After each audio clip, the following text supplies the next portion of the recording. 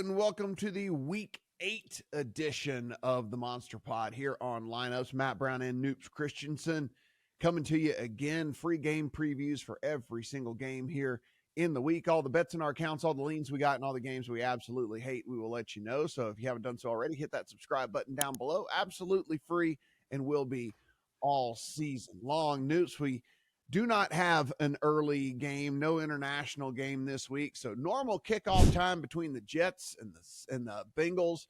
This is currently 6.5 in favor of Cincinnati at home. 44.5 is our total. We know Joe Flacco kind of balled out last week. Maybe easier to do than most people think when you do have that receiver duo of Chase and Higgins out there, and the Jets trying to figure out who they're going to play at quarterback this week. It's a very, very interesting game because are we overreacting? You know, we talk about overreactions a lot early in the season.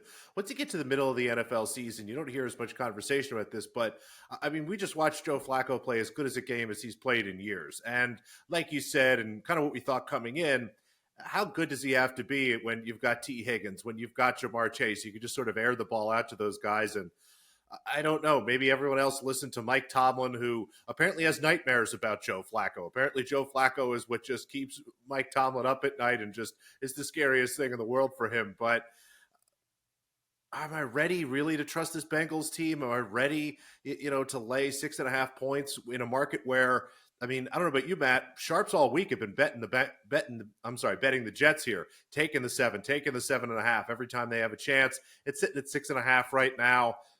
I'm just not ready to trust this Bengals team. The defense is bad. We know it's really bad. Now, the Jets offense also stinks. Whether it be Tyrod Taylor, whether it be Justin Fields, it probably doesn't really make that big of a difference here. So all that to be said, I see a lot of people trying to use the Bengals in Survivor. Maybe that's a good idea. I'm just not there yet. I'm not ready to trust Cincinnati.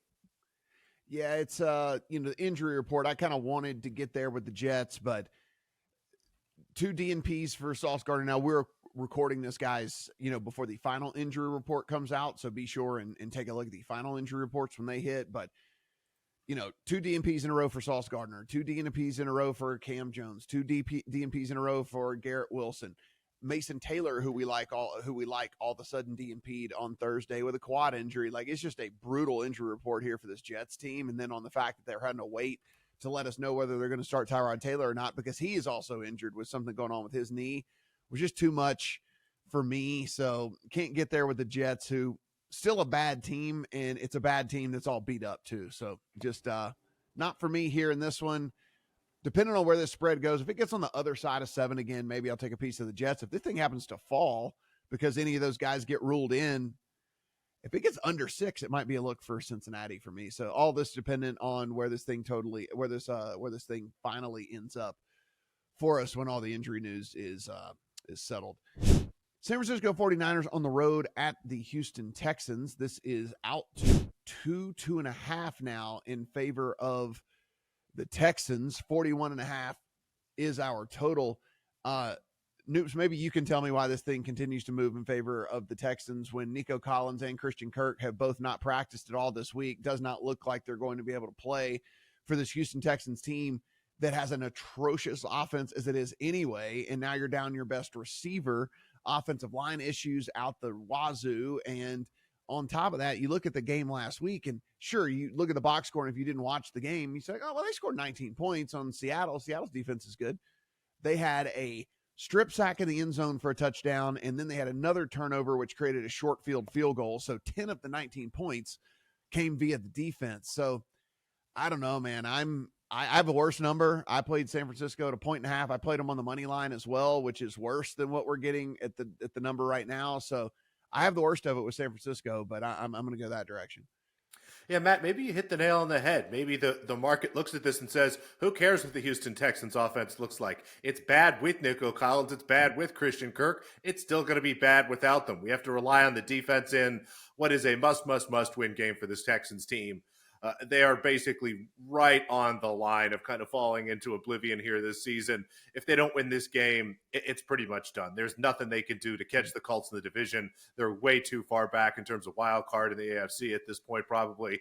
But the way I described this game was a functional mess versus a dysfunctional mess. I mean, you've got this 49ers team riddled with injuries up and down the roster on both sides of the football. They continue to find ways to be successful and win football games. Whereas you've got the Texans who are a mess on both sides and cannot seem to put it together here. It just really comes down to, for me, I've leaned towards San Francisco here if I have to pick a side because I trust Kyle Shanahan. He really seems to understand how to balance this team, how to work with whatever is in front of him. And I get the feeling that he has kind of fun doing this, to try to figure out who we're going to start every week, what's going to happen here. So I guess at the end of the day, the market is trusting the best unit in this game, which is probably the Houston Texans defense. I mean, they're better than the 49ers offense, the 49ers defense, whatever. So at least the Texans have got one side of the ball they can really trust there. Was hoping I could get a little bit of a higher total here. I'm seeing 41.5, pretty much pasted across the board. I was hoping for 43.5, maybe if we were lucky at 44, but it's not going to sniff that whatsoever. So lean towards the under here. I think this is going to be a really, really ugly football game. And I think, again, the market looks at that, sees what the game state's going to be. And if I have to trust either team here, I can at least wrap my head around the idea of trusting the Texans, whose defense, again, is the best unit in this game. Chicago's on the road at Baltimore. It's currently sitting 6.5 in favor of Baltimore. 49.5 is the total here in this one. The problem, Noops, is we don't know who's going to play quarterback for Baltimore. We all just assumed that it was going to be Lamar full go whenever they came out of the bye this week. And instead, it's been back-to-back limited practices. We get a couple beat reporters coming out and saying, hey, it's not a guarantee that he's going to play this week. Like, they want to make sure he's 100% because they don't want him going out there with it being a hamstring injury. We know how easy the re-injury rate is on those. They're like, we don't want him going out there and trying to be Lamar, and next thing you know, he's on the sideline again for the rest of the season. And so until I get real clarity on what's going on with Lamar, I mean, this game is almost unbettable to me. I mean, it obviously without Lamar, you're going to want plus 6.5 in your account with Chicago because we've seen how terrible this team can be without him out there. But I'm monitoring Twitter like everybody else to see if I can find out what's going to go on there from a quarterback situation.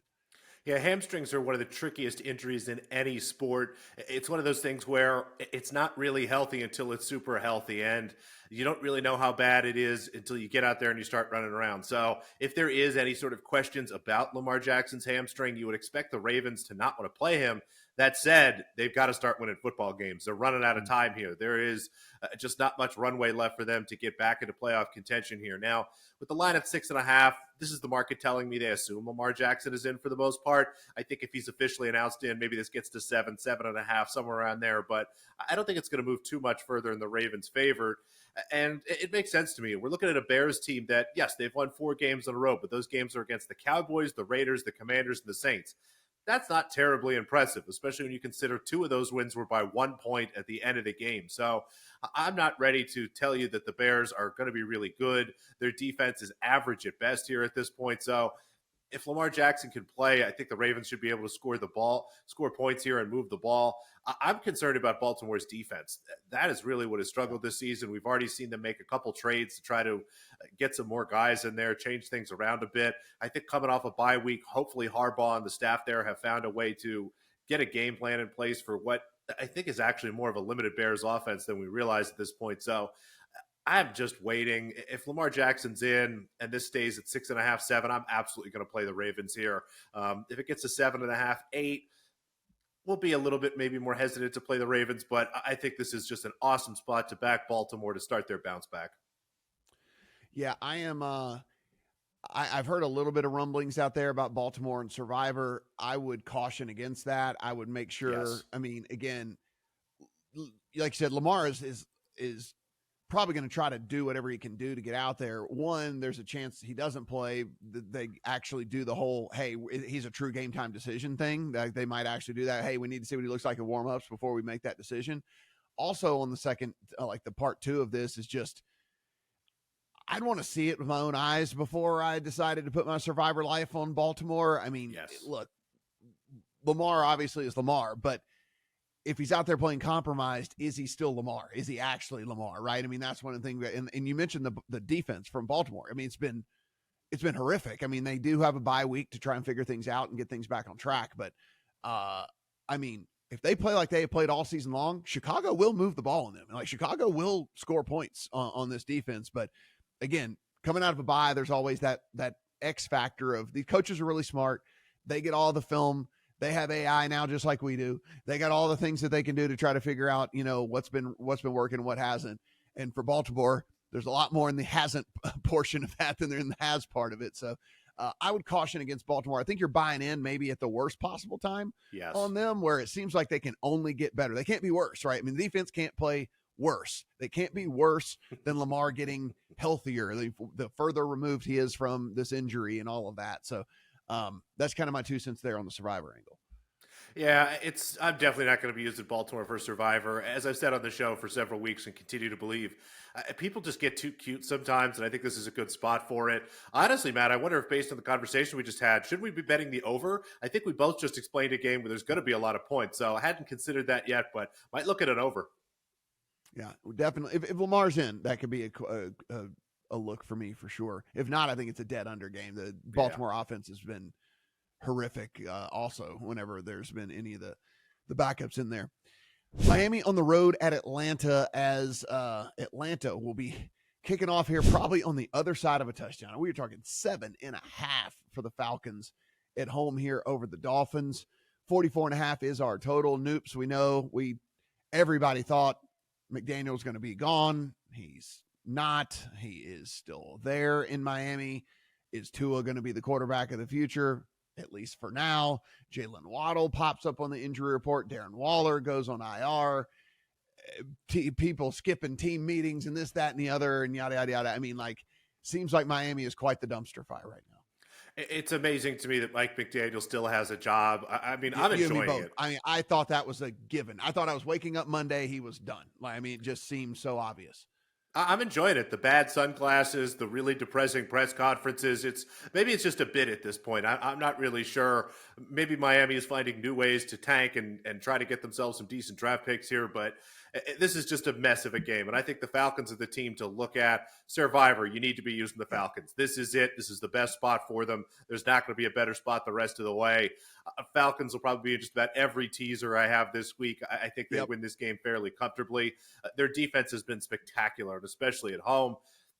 Don't mind laying the points to the Falcons, but I think the best angle here is a Dolphins team total under. It's 17.5. I was going to bet under 16.5 if that was available to me. I just don't see how the Dolphins score 3 times, let alone 2 touchdowns, or 2 touchdowns and 2 field goals, if you will, here, what they need to get over this number. Jalen Waddle's going to miss the game. There is just no talent left here whatsoever. Tua Tagovailoa is just, I guess it's sacrificial lamb season. We're just going to leave him out there taking hits. I can't believe that we're going to see this Dolphins team with the same coach and the same quarterback next year. This is the week, I think, really to jump on it. So Falcons and Survivor, give me a Dolphins team total under. Atlanta big this week. The only thing, and I still think they could win the game in all of this, the only thing that is at least somewhat concerning to me, Penix back-to-back limited practices, some sort of knee injury thing going on there with him, just something to monitor as we get the final injury reports and as we head into Sunday. I'm going to have him in a lot of teasers as well, Noops, and so I might have to be doing some quick buyback and getting off of some of these positions if for whatever reason Penix can't go, but he has practiced in a limited fashion. But again, guys, just, NFL's long season, things are tough on these bodies and stuff. So make sure that he's able to go and you feel confident about making that click. Buffalo on the road at Carolina. They are 7.5 point favorites. They're coming out of a bye and they needed to fix some stuff as well, just like the Baltimore Ravens did. This defense for Buffalo, I mean, you can go ahead and say it. It's maybe one of the most disappointing units in all of the first, little bit here of the season. It was never supposed to be elite, but it was supposed to be good, and it's been bad. And often, honestly, the offense at times has looked pretty clunky as well. And so did that bye week fix things? We'll find out. They're heading on the road as 7.5 point favorites, a 46.5 point total, and another quarterback question mark here in this one where it could be Andy Dalton. Yeah, this is a spot where I was excited to bet the over, but we have to know if Bryce Young is playing. Not that Andy Dalton is much worse than Bryce Young, but Young's been pretty solid in this offense with him, especially in Carolina, has actually been one of the better offenses in the NFL. For some reason, once the Panthers get on the road, things change, but at home, they're putting up points in bunches. So if Bryce Young can play, I'll bet the over here. For now, I love a Bills team total over. It's sitting at 27.5. I know it's a pretty high number, but that offense is absolutely elite. There is nothing really this Panthers defense can do to slow them down. The strength of the Panthers defense comes in pass coverage. The Bills have plenty of guys. There's just too many bodies out there, and the Bills are just happy to run the ball. I think this could be a big game for James Cook. And again, as far as Buffalo coming off the bye, kind of agree at what you were hinting at here. If there's ever a chance for the defense to get right, this should be the spot with an extra week to prepare coming in against a Panthers offense, which again, I said has been good at home, but still there's some fair limitations here. I think if you can stack the box, slow this run game down, create things, make things be a little bit one-dimensional, there's a good chance here. I will say, Tet McMillan, great week for him. Get him in your DFS lineups. Bet all of his props. I think you ladder his receiving yards and stuff like that. But again, my favorite bet here, Bills team total over 27.5. I think Buffalo can score as many points as they want in this matchup. Yeah, and guys, when I say we might get Andy Dalton, back-to-back DNPs for Bryce Young is why I said that. Ankle injury for him. We'll see what happens on Friday, but never looking too good if you can't get any sort of limited in those first couple of days. So we'll see there. I actually think Xavier Legette is fairly interesting from a prop standpoint. He's sitting in the low 30s. If this spread and total is correct, that means Buffalo's supposed to be winning handily, but there's going to be points scored in the game because it's still a fairly decent total in this thing, which means Carolina's going to have to do their part as well. And so we started seeing Xavier Legette last week out of nowhere just get peppered with targets. He was running around on every single snap, every single drop back, everything or whatever. People forget we're a year removed here, Noops, because he was so in and out of the lineup last year because of all the injury stuff or whatever.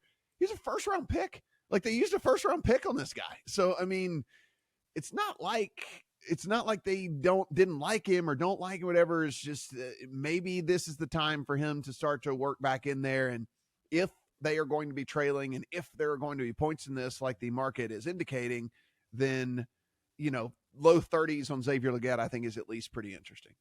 Yeah, I love that look, and I agree. Look, he's played about 75, almost 76% of snaps over the last 3 weeks, and has been at that level pretty much all season, except for the 2 weeks he missed.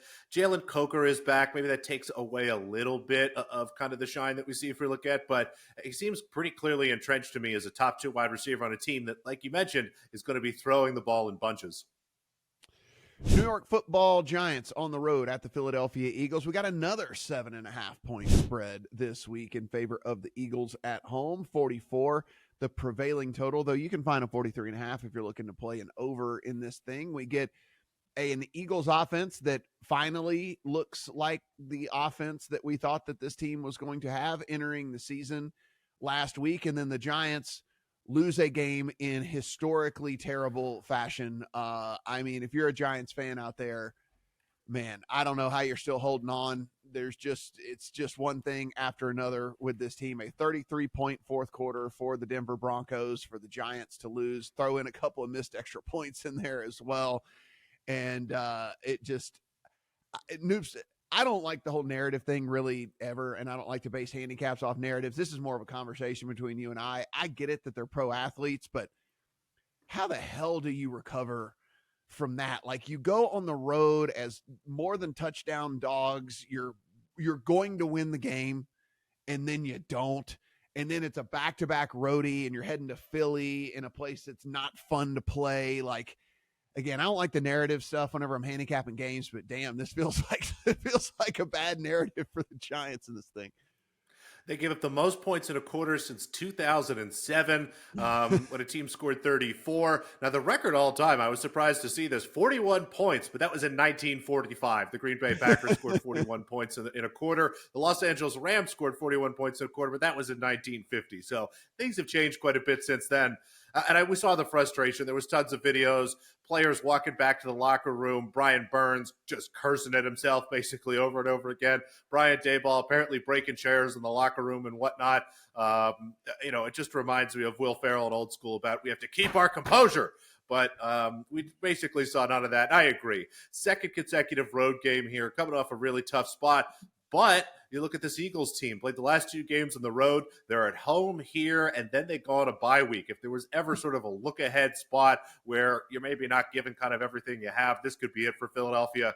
Again, I'm still not ready to trust the Eagles. At the same time, gosh, how do you trust this Giants team? And like you said, it's kind of all narrative-based. I think that if the Giants had just lost that game last week by a couple points and not in the fashion that they did, I'd probably have Giants plus 7.5 in my pocket right now. But you and me both.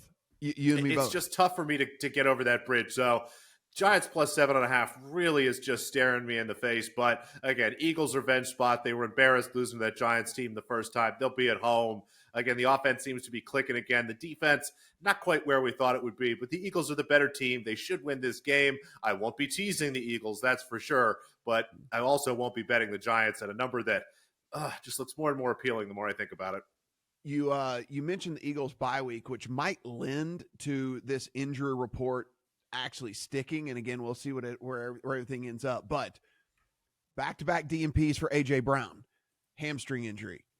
Landon Dickerson is dealing with an ankle and a back right now. You have back-to-back DNPs for Adoree Jackson, back-to-back DNPs for Cam Jurgens. You get Azeez Ojulari, back-to-back DNPs.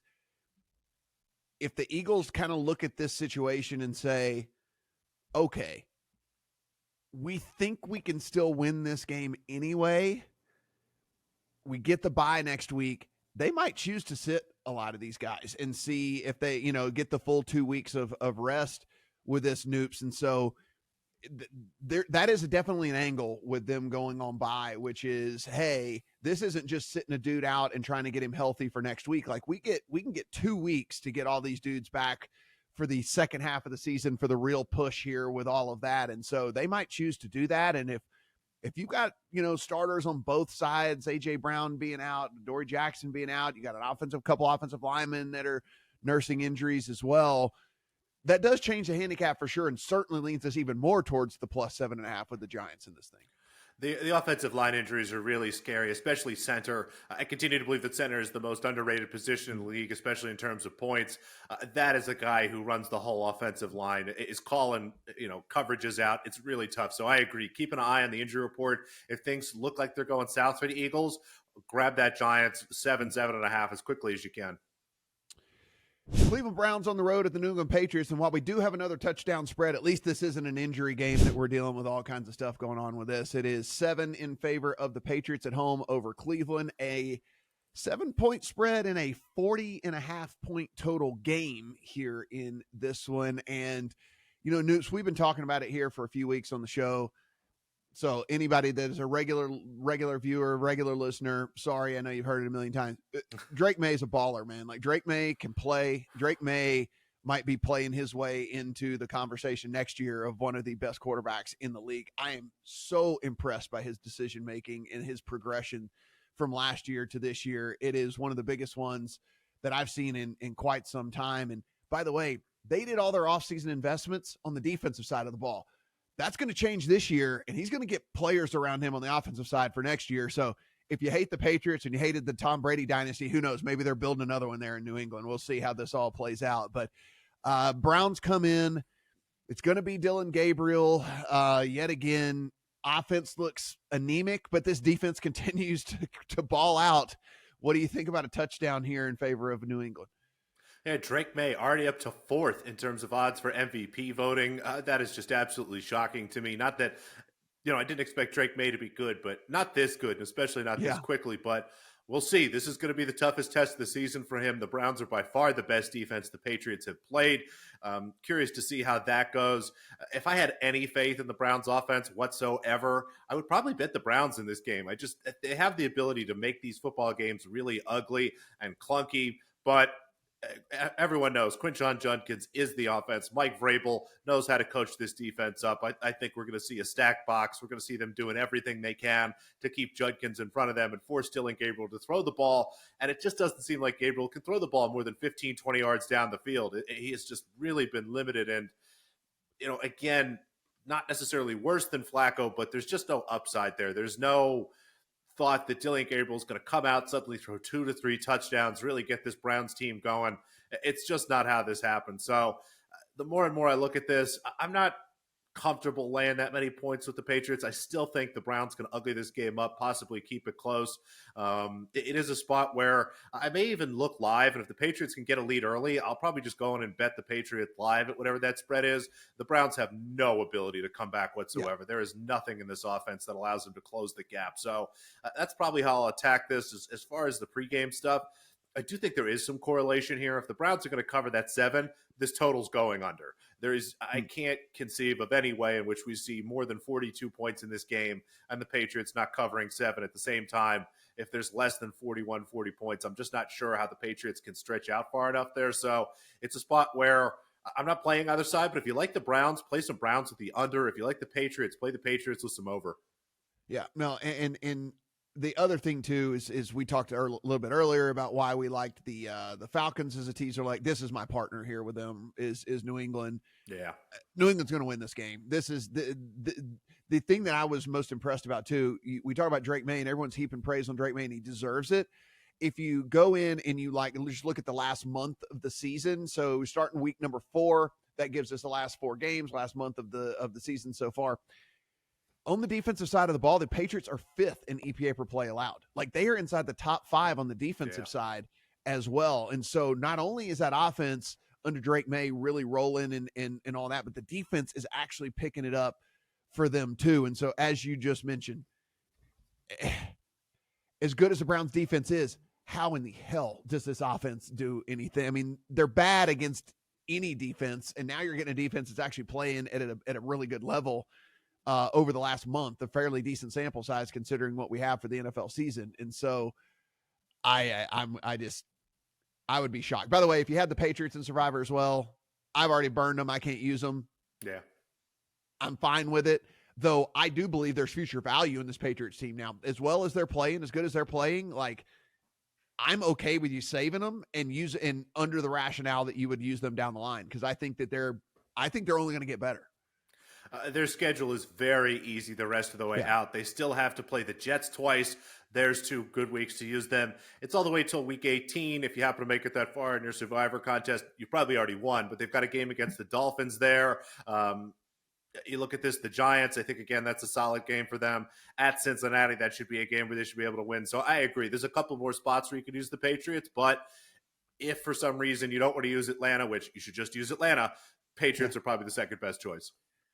Tampa Bay Bucs are on the road at New Orleans as 4.5 point favorites. 46.5 to 47 is the total. Noops, I'll hand you this game. We say every week there's a game to put on a rocket and fire into the sun. Mike Evans goes down. Egbuka still dealing with a hamstring injury. Already ruled out Godwin and Bucky Irving. I think the number's appropriate because the Saints are terrible, but I mean, the other side of a field goal just feels right because it's the better quarterback. It's Baker. You still have at least Egbuka out there doing what he can do on the hamstring. Kate Otten has stepped up. You've got the Tez Johnson stuff and everything. So, I mean, this just feels right to me. And, can Tampa Bay basically survive a road game after just, becoming completely becoming a mash unit? This is just an awful, awful schedule spot for Tampa Bay. Second consecutive road game the week before a bye. If there was ever, again, a letdown spot here, this is it. At the same time, I wonder if it's weirdly simpler for the Buccaneers, just knowing that they have no wide receivers as opposed to trying to game plan all week for who could possibly play, who can't. The Saints team, and we talk about this every week, we thought they'd be the worst team in the league, but they're not. They might be the third or fourth worst team in the league, but there's a pulse there. Spencer Rattler has been okay on offense. The defense has been sort of okay here. I was looking towards the under. The total sits at 46.5, which to me looks a couple points too high. And we'll see how the injury report goes. If Egbuka's in, maybe this total makes a little bit more sense to me. But if Egbuka's out, this is 2 teams that want to run the ball, that don't really play with a lot of pace unless we're kind of at the end of the games here. So if the injury report shakes out, I'll probably go towards the under. As far as the spread's concerned, there's no way I'm laying 4.5 points in this schedule situation for the Buccaneers. At the same time, 4.5 is not nearly enough points for me to bet on the Saints. So I kind of agree. This is definitely a top candidate for game to be launched into the sun this week. But if the injury report shakes out to the negative, look towards the under. Tennessee Titans on the road as the Indianapolis Colts 14.5 to 15.5 is our spread here in this one. 47.5 to 48 is our total. Tennessee by far the worst team in the NFL. Anybody's power ratings has a clear number 32 and then even a gap to 31, which is crazy. I've never had power ratings that is so bad on a team comparatively to the next worst team, at least in recent memory for me in the last 5, 6, 7 years, something like that. So, the spread's justified.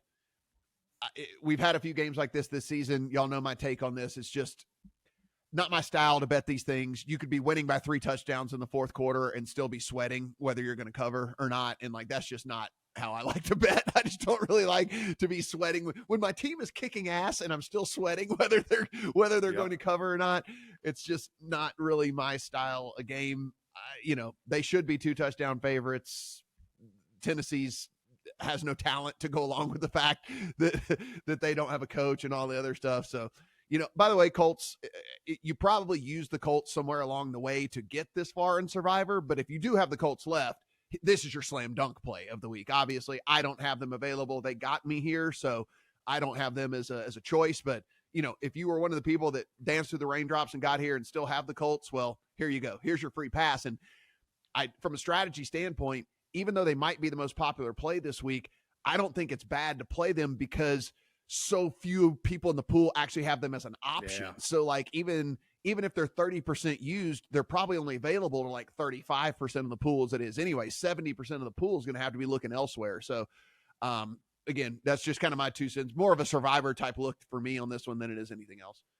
Yeah, you make some great points about how you can oddly be a little contrarian taking a 14.5 point favorite in Survivor, but I agree with that. And let's think about the Titans being the worst team in the league for just a second. That means the Jets are better than a football team. Just think about that. Let that roll around in your brain a little bit, that the Jets somehow aren't the worst team in football. And it really is this Titan squad. Just an absolute mess. We expected maybe the dead cat bounce from the new coach last week.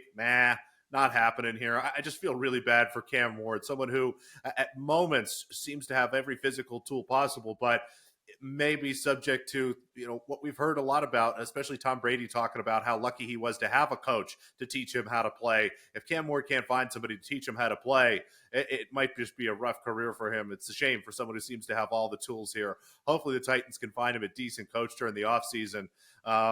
It's just a really rough game for them. I mean, if Tennessee's going to have any chance in this game, they're going to have to find a way to run the ball. Not going to happen. They don't have really any talent in the running back room. The offensive line is kind of a mess. So without being able to run the ball, there's just no chance for them to control the flow of this game and slow down a Colts offense that has been as good as any offense in the league. So, I mean, Matt, I agree with you. I'm not one to lay 14.5, but this is as close as I've ever gotten in my life to wanting to do that. I had this closer to a 15, maybe 15.5 point game, not quite 16. So a little bit of an edge. Was thinking about maybe a Titans team total under, but that's at 16.5 and juiced pretty heavily to the under. Unfortunately, the stupid efficient market got it right. I don't think there's anything we could bet here. Yeah. If this was 13, I'm all over it. But but 14.5, just a little too much for me there. Dallas Cowboys on the road at the Denver Broncos. It is 3.5 in favor of Denver at home. 51, the prevailing total there in this one. We just talked about how Denver should have lost last week. They figure out a way not to lose that game, despite the fact that for 3 quarters we're just absolutely bludgeoned in that game. But Dallas's offense just continues to absolutely roll. Noops, other side of a field goal is too much for me. I understand Surtain is going to go out there and he's going to shadow CeeDee Lamb. Here's the problem.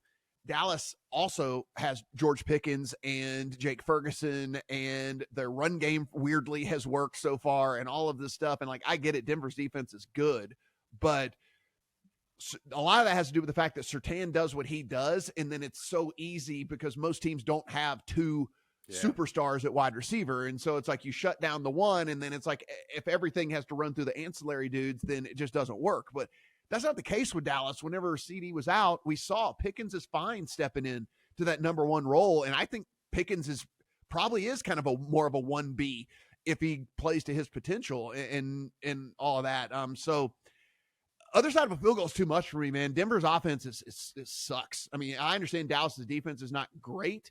Weirdly enough, gets pressure, even though without Micah Parsons, like 11th on the season so far in pressure rate on the defensive side. Bo Nix wets his pants whenever the people are in his face and stuff. So I don't know, man. Give me a last second Brandon Aubrey field goal from 72, and let's set an NFL record and also maybe a little money line here on Dallas. Well, just for the folks at home, I share some notes with Matt every week, and one of the lines I had in my notes was, I should bet the Cowboys, but I'm a coward. I'm in. I think you just talked me into it, Matt. That was everything I needed to hear, because I agree. Are we really ready to trust Bo Nix to beat Dak Prescott? And I realize how kind of crazy of a sentence that is, but Dak Prescott's been fantastic this year. He's been one of the better quarterbacks in the league. He has put the ball wherever he wants on the field. I love everything you said about Patrick Surtain and how kind of limited he is in this game, where whether he's following Pickens around all game or he's following Lamb around all game, one of those other guys is just running around creating havoc.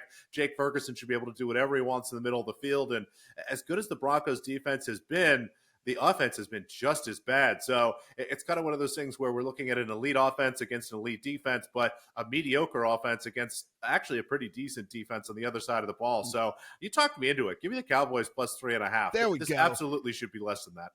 It should, yeah. I mean, listen, if it was 2.5, I'm not interested. Other side of 3, like all day long. All right, guys, Sunday night football, Green Bay Packers on the road at the Pittsburgh Steelers. This is Packers by 3. Currently, 45.5 is your prevailing total out there. And just a reminder, guys, Sunday night football stuff brought to you by Bet365. Noops and I always say, listen, go, have as many outs as you possibly can. Bet365 should definitely be one of those outs. They also have an interesting little promotion going on where it's called an instant payout. If your team goes up by 17 points, they'll just pay you out whether your team wins or loses or not. So it's a pretty cool deal with that, and actually works on with parlays if you happen to be doing that as well. So again, extensive menu over there at Bet365. So be sure and check those guys out and make them a part of your betting experience. Noops, look, I've been screaming from a mountaintop that Pittsburgh was a fraud all season long. Finally got exposed last week, but herein comes a Green Bay team that should be better than they are, that should perform better for 60 minutes on the field than they do. They do it for spurts, and then they look like a middling team for half the game, and then they do it in spurts, and they look like another middling team. Most frustrating team there is for me. They should be able to go into Pittsburgh with a bad defense for Pittsburgh and a bad offense. If you look at the metrics, if you look at whatever, all this stuff for Pittsburgh's been fake. They should be able to win this game by a field goal. Yeah, and circling back to our friends at Bet365, if you bet the Giants money line at Bet365 last week, you cashed your ticket, folks. So definitely take advantage of that. It's, again, there's a lot of great stuff they do there. The full deli menu there, folks. You can eat whatever you want at Bet365.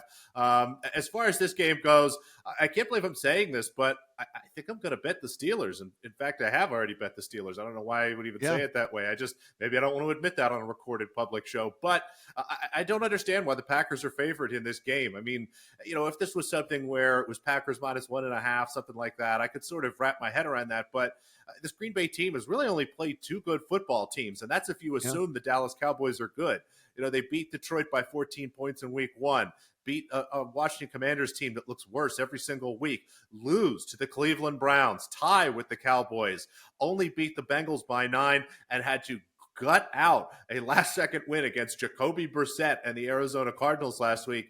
I just don't understand this. I mean, I made the joke earlier. I'll go back to it here. There's no Joe Flacco here. Mike Tomlin is not going to be scared in this game. I don't think he's worried about Jordan Love in this team. Be. Green Bay has been middling all season long. Like everyone has this team like in their like top 3 in their power ratings. I'm going like, what are y'all seeing that I'm not? I mean, like what do y'all see that I don't? It's unbelievable. And again, even if you go beyond that, look at some of the schedule stuff here. 2nd consecutive road game for the Packers. That's always a tough spot for teams. And extra rest for the Steelers. They had an extra couple days. They played on Thursday night last week. I can't believe that I get 3 points here with the Steelers. I can't believe that I'm going to do it. And let's just put the cherry on top of the Sunday, Matt. Aaron Rodgers has to be excited to play this game, has to be excited to show the people in Green Bay that not only was he not washed, I don't know, 5-6 years ago, whatever that was, that he got run out of town, he still got it. I mean, he continues to throw the ball really well. I'm amazed at his age and given the situation he's in, how good he is. But it's just incredible here. I can't believe it. Give me the Steelers +3. Yeah, I'm balking. I'm praying that people look at this by the time this rolls around and just wants to bet Green Bay because of the optics that they're supposed to be the better team and they're whatever, and I can get 3 and a hook. Yeah. So I'm holding out hope, but it doesn't look like that's going to be the case. If anything, people seem to be taking the 3 with Pittsburgh. We're reduced juice at Circa, reduced juice at MGM, all of that. So it's one of those deals where I think people also look at what we're talking about with Green Bay, and it's just been it's been a what are you doing? Like I've screamed at the television multiple times, like what are you doing to the Packers? Because it's just too much talent on that both sides of the ball for them to be as middling as they are. But that's where we sit right now, guys. Reminder: everything we do absolutely free here on the channel, so please go in, subscribe, and go ahead and let us know in the comments how you are going to be playing this. If it's on the audio side, subscribe, rate, review. As always, do appreciate the support there on that one. Check out all the great work Noops has over at lineups.com as well. And good luck on all your week 8 bets. Bet $5, get $300 in bonus bets, win or lose, with Bet365 Sportsbook. Gambling problem? Call 1-800-GAMBLER, 21 plus only.